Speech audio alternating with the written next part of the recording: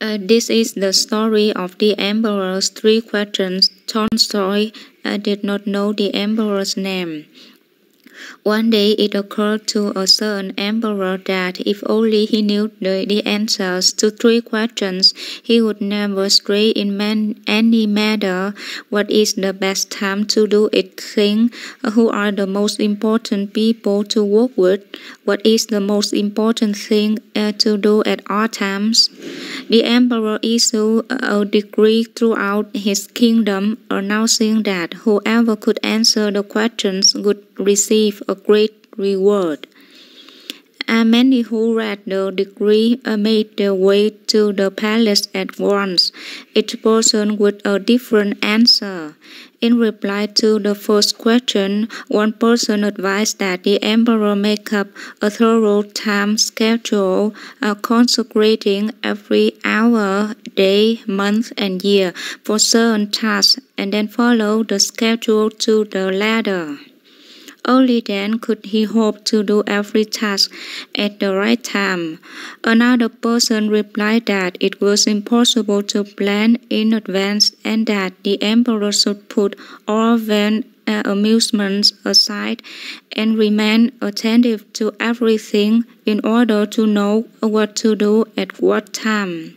Someone else insists that by himself the emperor could never hope to have all the foresight and competence necessary to decide when to do it and every task, and what he really needed was to set up a council of the wise and then to act according to their advice. Someone else said that certain matters require immediate decision and could not wait for a consultation. But if he wanted to know in advance what was going to happen, he should consult the magicians and sorcerers. The responses to the second question also lacked accord. One person said that the emperor needed to place all his trust in administrators. Another urged reliance on priests and monks, while others recommended physicians. Still others put their faith in warriors. The third question threw a similar variety of answers. Some said science was the most important pursuit. Others insisted on religion, yet others claimed the most important thing was military skill. The emperor was not pleased with any of the answers, and no reward was given. After several nights of reflection, the emperor resolved to visit a hermit who lived up on the mountain and was said to be an enlightened man. The emperor wished to find the hermit to ask him the three questions, though he knew the hermit never left the mountains and was known to receive only the poor, refusing to have anything to do with persons of wealth and power.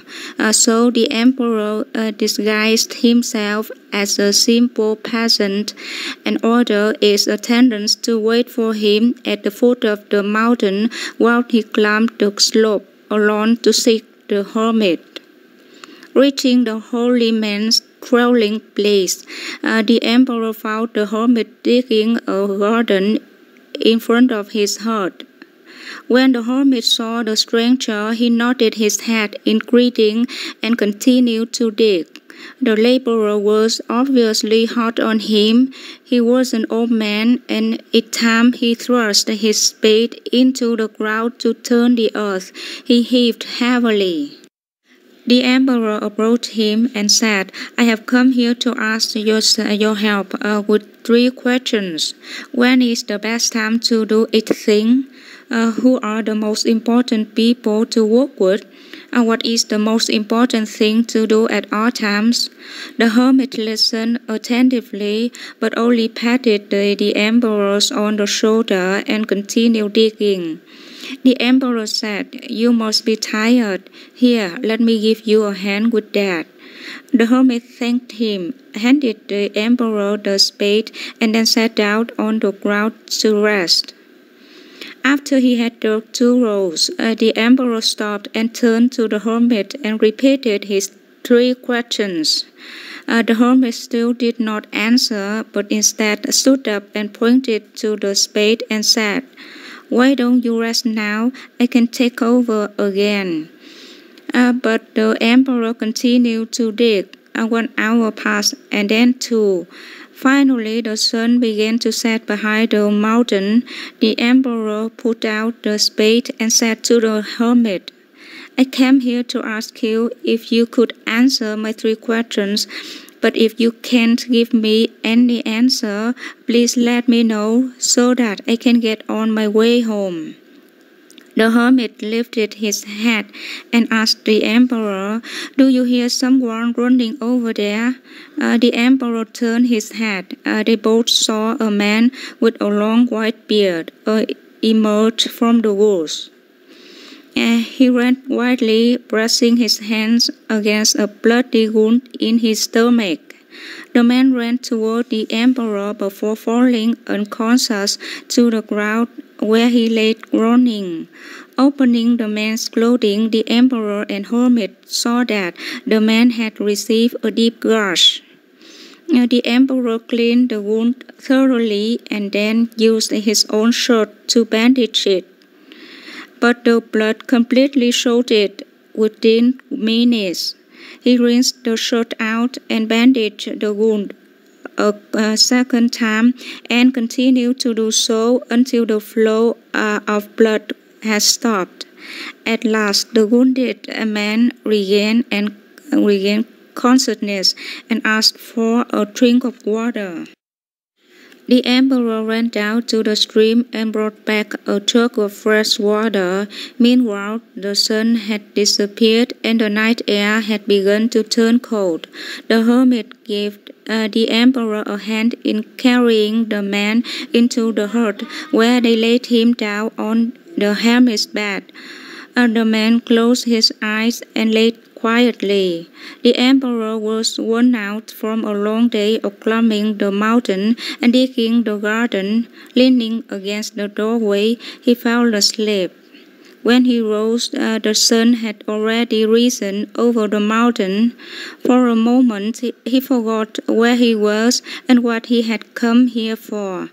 He looked over the bed and saw the wounded man also looking around him in confusion.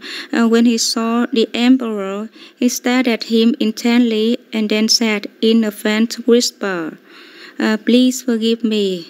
"But what have you done that I should forgive you?" the emperor has asked. "You do not know me, your majesty, but I know you. I was your sworn enemy, and I had vowed to take vengeance on you. For during the last war, you killed my brother and seized my property. When I learned that you were coming alone to the mountain to meet the hermit, I resolved to surprise you on your way back and kill you. But after waiting a long time, there was still no sign of you, so I left my ambush in order to seek you out.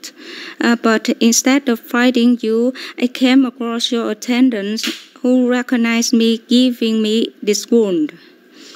Luckily, I escaped and ran here. If I hadn't met you, I would surely be dead right now. I had intended to kill you, but instead you saved my life. I am ashamed and grateful beyond words. If I live, I vow to be your servant for the rest of my life, and I will bid my children and grandchildren to do the same. Please grant me your forgiveness." The emperor was overjoyed to see that he was so easily reconciled with his former enemy. He not only forgave the man, but promised to return all the man's property and to send his own physician and servants to wait on the man until he was completely healed. After ordering his attendants to take the man home, the emperor returned to see the hermit. Before returning to the palace, the emperor wanted to repeat his 3 questions one last time. He found the hermit sowing seeds in the earth they had dug the day before. The hermit stood up and looked at the emperor. But your questions have already been answered. How's that? The emperor asked, puzzled. Yesterday, if you had not taken pity on my age and given me a hat with digging these beds, you would have been attacked by that man on your way home. Then you would have deeply regretted not staying with me. Therefore, the most important time was the time you were digging in the beds. The most important person was myself, and the most important pursuit was to help me. Later, when the wounded man ran up here, the most important time was the time you spent dressing his wound. For if you had not cared for him, he would have died, and you would have lost the chance to be reconciled with him. Likewise, he was the most important person, and the most important pursuit was taking care of his wound. Remember that there is only one important time, and that is now. The present moment is the only time over which we have a dominion. The most important person is always the person you are with, who is right before you. For who knows if you will have any dealings with any other person in the future. The most important pursuit is making the person standing at your side happy, for that alone is the pursuit of life.